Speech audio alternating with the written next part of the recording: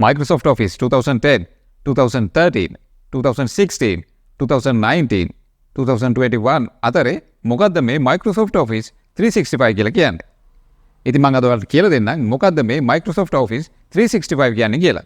Microsoft Office කියලා කියන්නේ ඔයාලා හැමදේම භාවිතා කරන software package එකක්. ඉතින් මම අර කලින් සඳහන් කරා වගේ මේ Office package එකේ යම්කිසි version එකක් ඔයාලා හැමදේම අද වෙනකොට භාවිතා කරනවා. මොකද අපි අපේ සියලුම office work මේ software package එක හරහා තමයි කරගන්නේ. ඉතින් ඔයාලා භාවිතා කරන මේ Office software package versions අතරේ Microsoft Office 365 කියලා version එකක් ඔයාලට දකින්න ලැබිලා ඇති.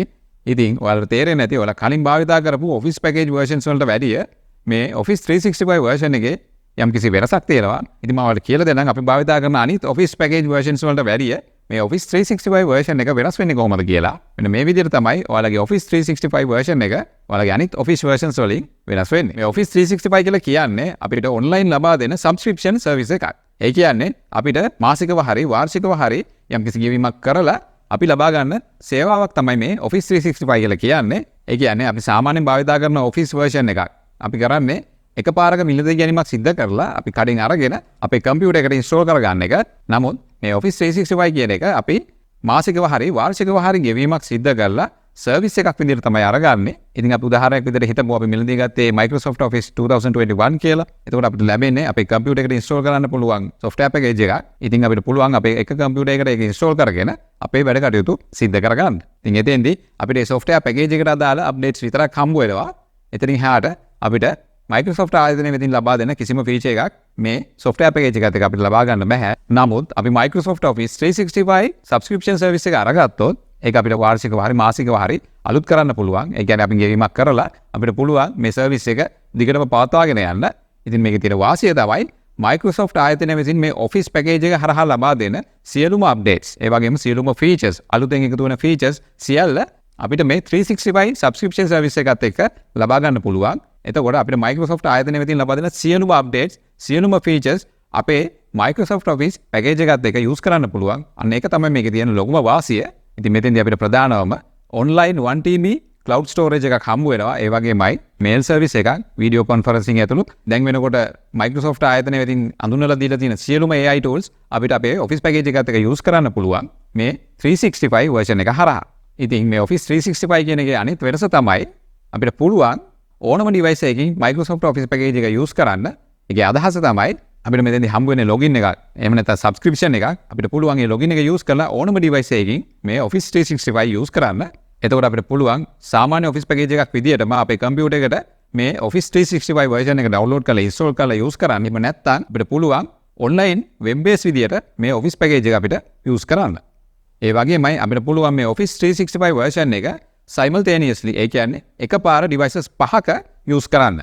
ඒ කියන්නේ අපිට පුළුවන් අපේ laptop එකේ, tab එකේ, mobile phone එකේ, desktop computer එකේ වගේ devices පහක එකපාර මේ login එක use කරලා Office 365 version එක use කරන්න. ඉතින් ඔයාලා උදාහරණයක් විදිහට හිතන්න ඔයාලගේ mobile phone එකේ ඔයාලට පුළුවන් මේ Microsoft ආයතනයේ තියෙන Office package එක හරහා ලබා දෙන සියලුම applications, සියලුම updates versions use කරන්න බොහොම පහසුවෙන්. ඉතින් මම කලින් සඳහන් කරා වගේ අපිට මේ 365 version එකත් එක්ක 1TB cloud storage එකක් හම්බ වෙනවා. ඉතින් අපිට පුළුවන් මේ cloud storage එකේ අපේ office work එක save කරගන්න. එතකොට අපිට පුළුවන් ලෝකේ ඕනම තැනක ඉඳලා එහෙම නැත්නම් ඕනම device එකක use කරලා අපේ office work වලට access කරන්න, ඒ වගේම share කරන්න. මොකද මේක අපේ cloud එකේ save වෙලා තියෙන හින්දා.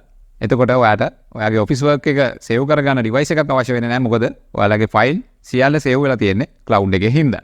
ඉතින් මම කලින් කිව්වා වගේ ඔයාලා මේ Office 365 subscription එක මිලදී ගත්තොත් ඔයාලට පුළුවන් ඔයාලගේ devices පහක එකපාර එකම වෙලාවෙ use කරන්න. එහෙම නැත්නම් ඔයාලට පුළුවන් ලෝකේ ඕනම device එකකින් ඕනම තැනක ඉඳලා ඔයාලගේ Office package එකේ facilities use කරන්න මේ subscription service එක හරහා.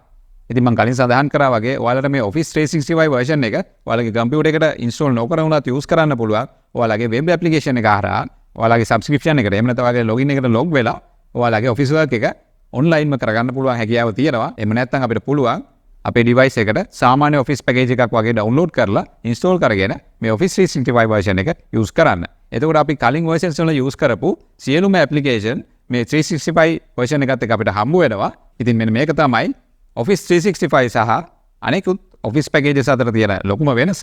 ඉතින් ඔයාලට හම්බ වෙලා ඇති ඔයාලගේ computer එකේ Microsoft Office 365 කියලා version එකක් install කරලා තියෙනවා. ඉතින් මේ තියෙන trial version එකක්.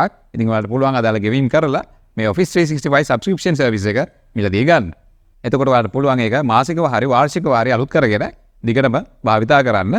ඒ වගේම ඔයාලට පුළුවන් මේ සබ්ස්ක්‍රිප්ෂන් එක යූස් කරලා ලෝකයේ ඕනම තැනක ඉඳලා ඕනම ඩිවයිස් එකකින් Microsoft ආයතනයේ වෙදින Office package එක සම්බන්ධව ලබා දෙන සියලුම අප්ඩේට්ස් සියලුම ෆීචර්ස් මේ සබ්ස්ක්‍රිප්ෂන් එක හරහා ඔයාලගේ ඩිවයිසස් වලට අරගන්න.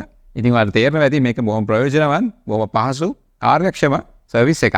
ඉතින් ඔයාලට හැකියාව තියෙනවා නම් මේ Microsoft Office 365 version එක අරගෙන මේ සියලුම facilities අත්දකින්න පුළුවන්. ඉතින් මම හිතනවා ඔයාලට Microsoft Office අනෙක් versions එක Microsoft Office 365 version එක වෙනස් වෙන්නේ කොහොමද කියන එක පැහැදිලි වෙන්නේ නැති කියලා. ඉතින් ඔයාලට මේ වගේ tips දැනගන්න ඕන නම් Observer X subscribe කරලා notification on කරලා තියාගන්න. ඊළඟ වීඩියෝ එකෙන් හම්බ වෙනකම් මම ගිහින් එන්නම්. බොහොම ස්තුතියි.